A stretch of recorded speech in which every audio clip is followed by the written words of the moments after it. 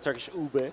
We're talking about maybe Estes picked up late into the first phase. And then for the side of Team HAQ, yeah, it's true.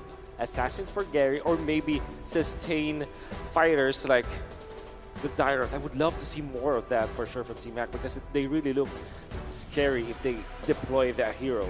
So those are the things you can expect. One thing that I want to say about Team HAQ is that they know and they have seen a lot of games already from Incendio Supremacy as they now have played. So maybe this is the time where somebody will be able to read Incendio Supremacy's tactics. We'll see, right? But honestly, looking at their games, Incendio Supremacy, especially yesterday, they really don't want to go up against a Wanwan, a Fanny, and a Joy. Those are the three heroes they banned out up against MDH, but this game, you're already seeing a change. No Fanny ban here. Yeah. They're actually opting to leave it, maybe to force it out of Team HAQ to ban. Thing is, though, you really want to do that up against Gary. I mean, that's a big question, right? I feel like it would be the safest route if Incendio just goes ahead and bans out that Fanny. We've seen Gary play it before and work around that. And then the other thing, too, is going back to the idea of where do you place these roamers, right? We've seen so much of Kadita, we've seen so much of Lolita pop up here, and we know that even Team HAQ likes to play with the Kadita. They like also the Lolita here. They have a lot of options. You know that you're going to give up something. The carry's still on the table, by the way. So if you're willing to trade that, whether it be the carry, whether it be the Fanny, then at least you get yourself two of these two of these heroes that have been popping up constantly. Again, a lot of this is going to decide on where you even want to park in the gold lane. The Wanwan being out here, do you take the Beatrix? Do you take possibly even a mage in the gold lane? Yeah, the Harith, right? The Lunox. Wait, expect that. Now, Incendio Supremacy will now have to decide, do they give out the carry? Do they give out the glue? Two of those strongest heroes out there. And they might go even the route of what we saw from the previous series, where you ban out maybe the glue this time and open up both the carry, Kaja, as well as Valentina. Three of the strongest heroes out there, and get 2 out of 3. So that might be the choice here for Incendio Supremacy. Instead, it's going to be the Yuzhong. Now, Team HAQ, what do you decide? Is it carry or is it glue? Or Fanny, right? To add it onto the mix, Fanny. Oh my God, there's so many crazy heroes up for grabs. This is an insane draft so far. I think this is the most open draft so far. I would see. A lot of Prio heroes have been left open, but for a good reason. If you're Incendio, you get 2, right? So it's the 2-for-1 special that we saw earlier today. Correct. I think this should be the glue. Among all of the heroes that are available for Team HAQ, that will be the strongest one. It's not like you don't want to give the glue to Incendio Supremacy. We saw that already. They're very strong with it. They know how to utilize that. They know how to rotate with that. Well, no, that's instead not it's a carry. They decide they opt for the carry here. Still a great choice, but I'm assuming, like you said, Wolf, you're going to see the glue picked up for Incendio Supremacy here. Still, it's, even the previous series, we saw the carry locked in, and it got shut down in a certain way, right? So there's the glue. It's still working around. It's going to be the Farsa. So Rosa Farsa. They've got a great option, with the Farsa, the burst damage there, not to mention glue. Very early on, though. This is so early, right? A Farsa first pick here up against Team HAQ, who are known to go for those crazy, very divey heroes, right? And Gary, as an assassin player, I think right now he's looking at it. You can see the smiles on Team HAQ's faces right now. They might want to go for something like a Hayabusa that can dive towards a Farsa, perhaps something like a Grok too. That is a very good flex pick into the second phase. Really love the Grok here. It could be a counter to the glue in a way when it comes to the laning stage. It has good peel for the carry, and you can cancel the ultimate of the Farsa. So I think that's a hero that they should be considering right now. Instead, it's going to be the Fanny. Oh, there it is. Okay, so they lock in the Grok here, like you guys were mentioning. And again, if Fanny's open and you know that Gary's going to be one of the players playing in the fight, you know that Fanny is going to be opted for, right? So they lock that in. And again, going back to a previous series, you kind of saw how useful a Fanny can be, especially if that early start happens. But now you've kind of got to build around this, right? How do we protect that purple buff for Gary? How do we play around that? How do we get this early snowball advantage going until eventually we can transition to just allow Carry to go for the Estes? I think they go for the Estes right now. Third pick. Because it can be banned out. There you go. They hovered it. I think there's no reason not to get it. There it is. I mean, that was the answer towards a heavy dive composition from MDH yesterday. They were up against a Fredrim, a Lolita, and a Hayabusa with a Claw 2. Hey, it's basically a lot of dive 2 here, but the thing is, it might be a bit more burst. And guess what? There's a lot of CC from that wild charge as well. So, Incendio, especially here for that roamer, Apex needs to be very, very careful. I mean, the only thing that worries me about Estes, right, is when it's locked in, typically the whole team is going to be centered around that Estes pick, right? That's kind of where that whole Ube factor even came from. But so when you have these 3 picks already from Team HAQ, and you're forced to fight around this Estes, Fanny can just cable on through as much as possible. You gotta also be conscious of where that wild charge is gonna come from. And still, we have 2 picks left from Team HAQ as we get through the second ban phase. And I mean, I feel like with an Estes, obviously the survivability, the sustainability is there, but still you got to be crucial about where you're placing, especially in the objectives, right? Because the thing about Grok, you think you have a good advantage in terms of objectives and spacing, but then here comes that Guardian's Barrier to kind of throw things off, and then you have Fanny flying around everywhere, right? So still something to consider here. Bans, though, for this phase, the Brody is going to be taken out as they narrow down those gold options. Also, Hilda is actually going to be banned out by Incendio Supremacy. Yeah, it's all about the roamers for Incendio Supremacy. They understand that this Grok will be a flex pick and more than likely going to be in the experience so that you can match up against that glue. While Team HAQ, I really love this Brody ban because it is actually a good component on how the Turkish Delight formed yesterday. It was one of those burst heroes that can combo up with the Farsa and is easily accented by the Estes pick. Well, on top of that already, right? Honestly, right now, Team HAQ, they're going to have to choose very, very well on what to ban in the final slot right now. My opinion, Martis. Get rid of it, right? We saw what the Martis was. Well, yeah, it is already gone early on, very early on. But right now, I guess that's the next best. Yeah. That's the next best, right? Just get away these bully junglers out so that the Fanny can have a better jungle phase, a better pathing in the game. And right now, I think they're doing a good job at that, getting away some of the bully heroes too in the gold lane. Yeah, take out those utilities if you can. And I mean, even take a look at this, right? Look at Man, the Ocean Shaman. Shaman. Number 1 highest pick of Kadita in M4, 3 picks, 67% win rate right there. 2 out of 3. I mean, that's great for him, and that's why that last ban was targeted towards him, because we know that Team HAQ is one of those teams that really like to play around that burst potential, and so they take it out here. Maybe Fredrin or Leomord is the choice now for Incendio Supremacy. There you go, the Fredrin. It just makes sense. You need a frontliner. It has good sustain.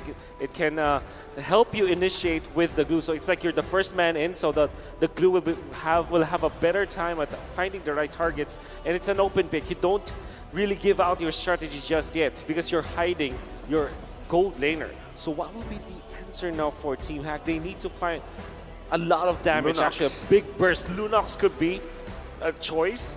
Eve is already banned out, so you don't have the answer to the Farsa. So maybe a Lilia, perhaps for Team HAQ, to go with the Grok and then go for a roamer that can also help you out with AoE damage. Maybe a Lolita, for example.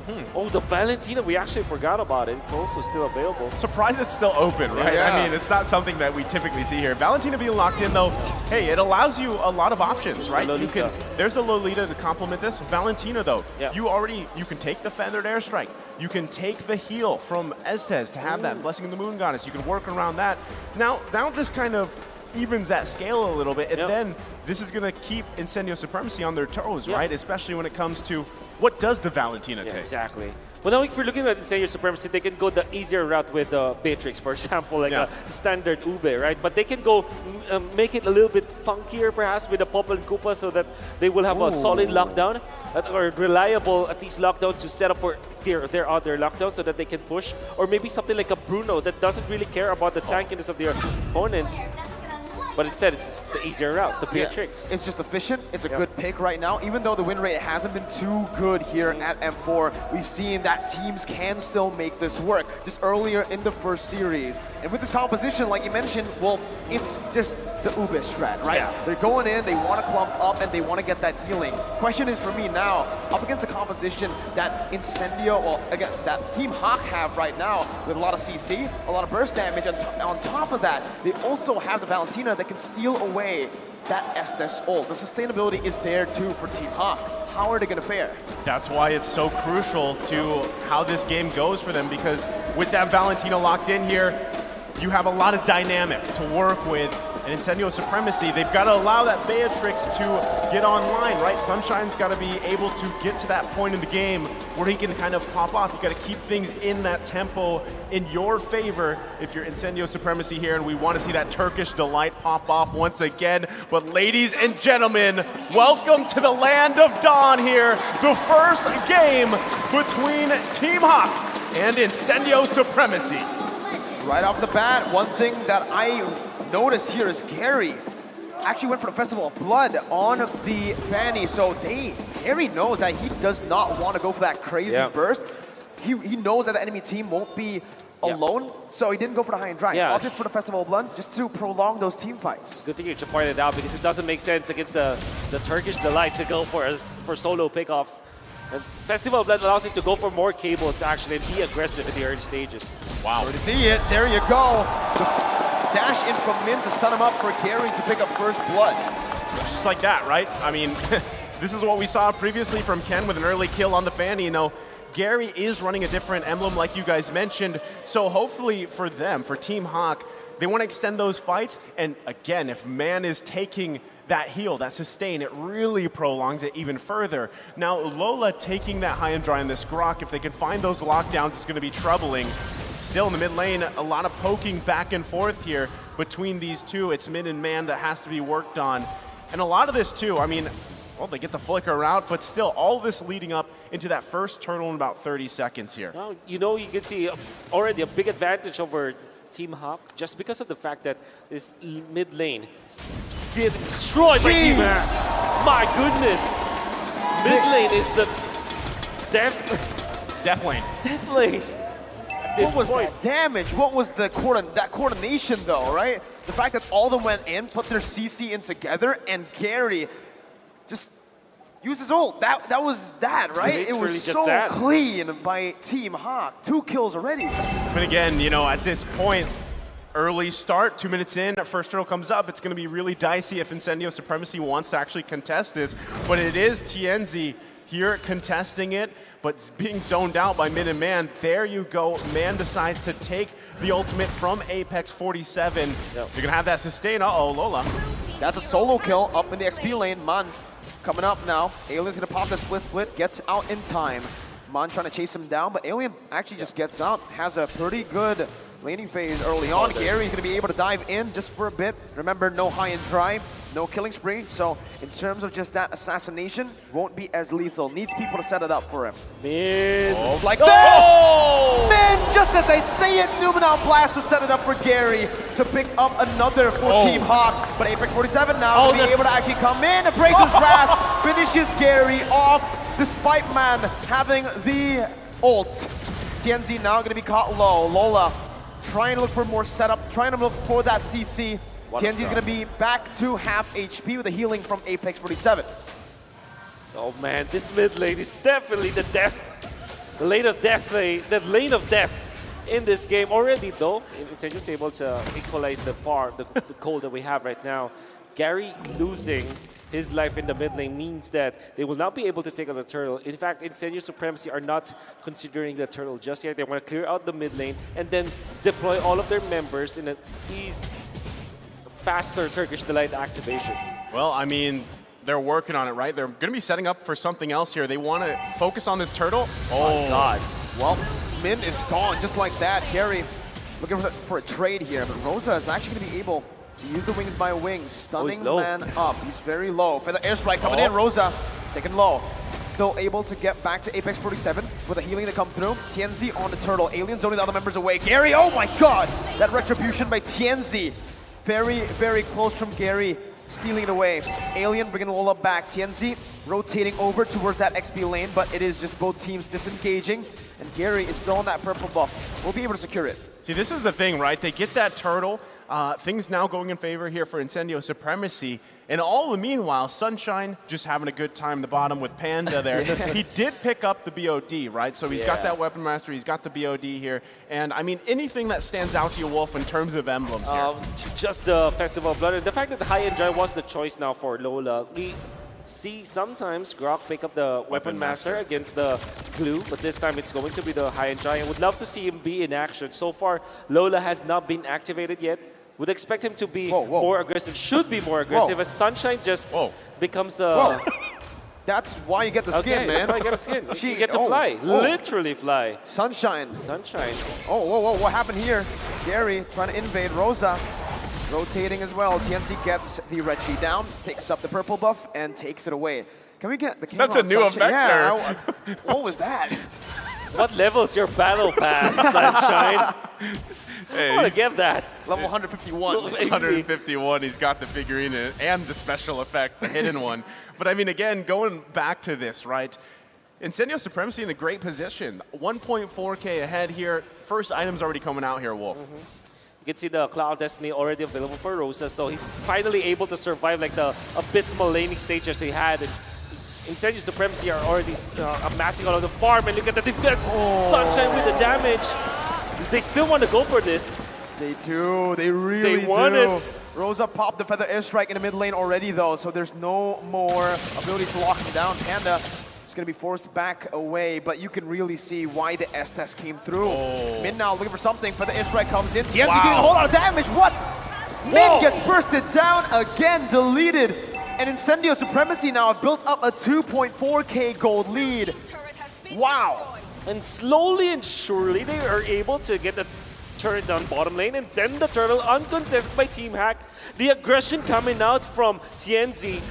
He knows that there will be sustain from himself and his teammates, and now Alien with Dominance Eyes. He's going to be surviving for now. Baits out that dash. What a good play there. Distracting the enemy team. For the airstrike, going to come down again onto the mid lane. Min's going to be taken low again. Taking the whole lot of the Bandit's Rage. I'm sure, you know, if you were here the other day, chat's loving the AoE damage available from Incendio Supremacy, because that's what's going on here. You see how much front-loaded damage is not only from Rosa, but even Sunshine now. When they decide to go that route, they're putting on the pressure here. This is the classic Ube formation, by the way, from M3. You get 4 members group up, including the jungler, and the XP lane will just take the long lane, or the opposite lane. And they just sustain themselves. He just stands there menacingly. Sunshine's gonna fall. That's a shutdown picked up. Gary with the cable, styling on Incendio's Apex gonna fall as well. TNZ finally joining in with his team up in the top side of the map. Alien has rotated, but 3 members have fallen. Incendio bit off more than they could chew. Good dissection coming out from Team HAQ as they forced Incendio Supremacy to commit a lot with that first kill onto Lola. When the Moonlight Immersion is down, you can see that Apex 47 doesn't have as much sustain as you can see. Also, Sunshine didn't utilize the flicker, which was interesting. I don't know if it was on cooldown back then, but all of those other, you know, minor mistakes coming up from Incendio Supremacy and minor over-aggression allowed Team HAQ to get so much of an advantage. I mean, even just looking at this, right, the pick rate, this is for carry. 51% with a win rate of 62%, 17 out of 26 games. You can see why it's so highly contested now. There are some struggles where you see, you know, Panda trying to get in range, and just even how tanky TNZ is right now. And they have to respect this feathered airstrike from Rosa. Even though Rosa had a rough start, Rosa's done an amazing job at just still being very valuable on this Farsa pick. And now that this first Lord of the game is up, I mean, Incendio Supremacy is in a great position to just kind of take this one. It's really going to be up to Min here to find another crazy setup with that Neon Blast, or even Lola. They could fight around that, but still, you can see every member of Incendio Supremacy pretty much trying to get in position here. They would love to secure this first Lord of the game. Despite losing 3 members in that top side of the map, again, they're only down to 1.5k gold lead, which is still a very, very good position to be in if you're Incendio. Meanwhile, they're already chunking the Lord, now down to about half HP. Sunshine with a Bennett. Alien trying to just be that frontliner. But the airstrike coming in, ground blast as well. Rosa's gonna be able to actually stand there. Before the airstrike responded back into Wings by Wings. Rosa gonna be caught. Gary with the cables finds 1 kill. Rosa is down. Sunshine still able to hit the other Team Hawk members away. That's a turret picked up by Team Hawk by the mini waves. And Incendio, Supremacy are playing the long game, but it feels like Team Hawk right now have the advantage. Tianzi catches man off, but that's a defensive flicker away. I think for Incendio Supremacy, you have to consider taking care of Rosa. You don't have to take care only of Sunshine, because Rosa is a big damage doer. It's very important and very crucial to the old base strategy that Incendio Supremacy is doing right now. Every time that the Farsa is getting picked up, that's a massive amount of damage just lost from Incendio Supremacy. I mean, here, the focus on the top side, looking to get this tier 1 down. You know, core items being picked up here, especially for Panda, allow him to kind of skirmish a little bit better, but you can see how hard it is for Man to even get that Rose. He wants the feathered airstrike, he really does, or even Apex 47s, but he's having a hard time getting it. And sometimes he puts himself in a position where he can't. He does have Apex 47 now, but I mean, at this point, still, you want to be able to get in a good position for this possible Lord take. The downside is, for Team Hawk, you don't have that tier 1 down yet in the mid lane, and that's why you see Incendio Supremacy controlling so much of this, because they're holding on to that, and that does make a difference here. Now, that's exactly why Gary's kind of just going around the map, putting pressure if he can. I really love what Gary's doing right now. It's very smart. Divide and conquer is the idea for Team Hawk. They know that if there's someone who's dealing with the bottom lane or the opposite lane, will have to spend a lot of time before they're able to regroup and take the fight afterwards. This is the reason why they now diminish the goal into 100. Gary stole the purple buff away. He gets a kill too. He gets out on top of that with a healing from Man, stealing away the blessing of the Moon Goddess from Apex 47. Team Hawk, not only have they equalized, but they've got the lead back. Gary, what a guy. What a guy. What a guy. His rotations were on point, and the usage of his ultimate, and he knows that his team is going to be backing him up. Instead of going towards the river, he went to the mid lane because majority of his teammates are there after his kill onto Rosa. And the fact that he stole that purple buff, because Incendio's idea is give the purple buff to Rosa now, so that is why Tienzi is not committed to the retribution now. Incendio have conceded the control of the Lord area. Well, it does seem like it is going to be a free Lord. The crowd goes wild as Team Hawk secure the first Lord of the game. So good pickup here, and all this resulting in just those macro decisions as a team, and even down to the micro decisions, the way that they kind of just moved around the map. They got some of those ultimates out from Incendio Supremacy, which gave them the advantage here. They're still holding on to that tier 1, but I mean, for how long now that Lord is marching bottom? Oh, Man's gonna fall to the feather airstrike there. Min in the midst of it all. Alien, oh my god, that burst from Panda. It's not even DPS at this point, you can call it burst because of how fast he's attacking. TNZ in the midst of it all, once again, jumping in. That's Alien, looking for the slam, pass. Lola's gonna fall. Alien, still, the front liner. Gary! From out of nowhere, comes back in with the cables, finding a trade. 2 for 1 in favor of Incendio, but the Lord still pushing him towards the base of Incendio, giving more pressure for Team Hawk to pick up more objectives. Well, Gary's just making a case. He wants to contest the title for the best jungler, the King of the Skies, against both Kyrie and Albert and Carl Tesius.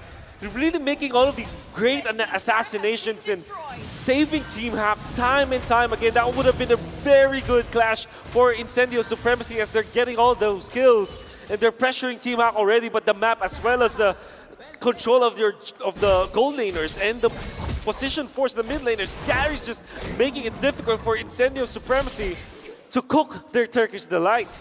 Well, I mean, again, you know, the fact that Incendio Supremacy is still in this game. Yes, they finally lost their tier 1 turret in the mid lane. They were holding on to it for dear life. They still have great tools here to win these team fights, and that's kind of what we've seen in the past couple minutes here. Whether it's Tienzi finding a setup here, Apex is sustained, even Alien, if he can get to where he needs to be, they've got great things to consider here, and that's what we see from Team Hawk. Now, biggest thing for them, Panda, you got to you got to let Panda just unleash, right? Yep. Gary has been putting pressure on the side part of the map, the top and bottom lane, and then he kind of just swoops in, and that's what you're expecting from this Fanny.